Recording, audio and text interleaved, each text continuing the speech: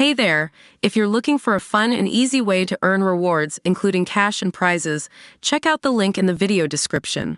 Donald Trump's eldest son has declared the U.S. a third world ****thol in an hours-long Twitter meltdown after his father's felony conviction. Former President Trump was found guilty on all 34 counts of falsifying business records after a very brief deliberation and will be sentenced on July 11. Donald Trump Jr., 46, tweeted Bulls ***T at 5:09 p.m. on Thursday as the verdict was read out in Manhattan criminal court, and elaborated minutes later, guilty on all counts. The Democrats have succeeded in their years-long attempt to turn America into a third world ****thol. November 5th is our last chance to save it, he claimed.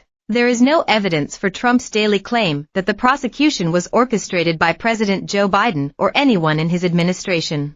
Trump Jr.'s next move was to make the similarly unsubstantiated claim that the trial amounted to election interference. Sentencing is 4 days before the GOP convention. They're not even trying to hide the election interference, he wrote. The sentencing date is exactly 6 weeks from the date of his conviction, which is standard for criminal cases and can be pushed back by the judge. Trump Jr. continued with his father's well-worn complaints about the case, this time about Judge Juan Merchan and his daughter Lauren's job at a political consulting firm that in the past did work for Democratic candidates. This case was rigged from the start.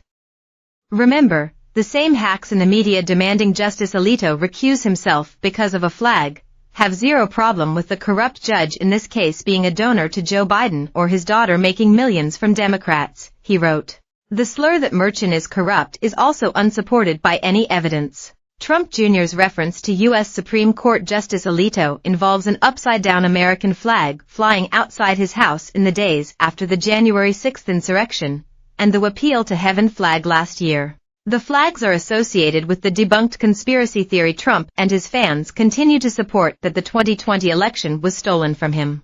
Some of Trump's opponents called for Alito to recuse himself from any cases related to Trump's own alleged election fraud, for which he is being prosecuted in Georgia.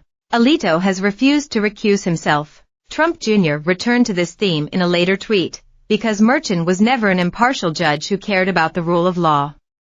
He's a full-blown Democrat activist and Biden donor. Trump Jr. then declared this is what a third-world banana republic looks like, a line many of the ex-president's supporters used in the hours after the verdict. A banana republic, not the clothing chain, is a country with an economy almost entirely dependent on exporting its natural resources. Typically, the country is in the tight grip of a ruling class that exploits the rest through close cooperation with the monopolies doing the exporting. Trump Jr. then shifted to a more hopeful, forward-looking tone, rallying his father's supporters towards the presidential election.